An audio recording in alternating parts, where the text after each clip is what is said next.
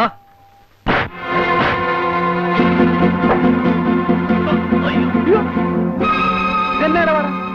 എന്തുവാ പ്രശ്നം എന്തുവാ കാര്യം എന്തുവാ കാര്യം തന്നെ?